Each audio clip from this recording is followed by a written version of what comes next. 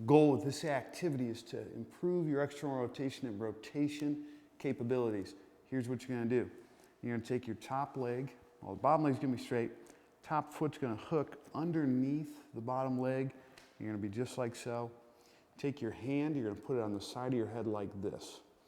From here, what you're going to do is you're going to think about keeping your nose, your chest, your zipper all in a straight line.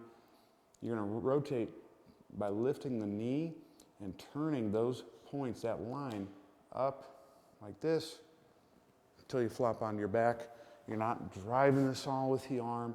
You want to think nose, zipper, or nose, chest, zipper, all lining up. It's going to be inhale, flop to your back, exhale, back to the start.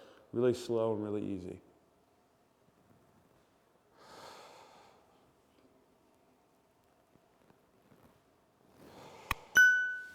And that's how it's done. Give it a shot.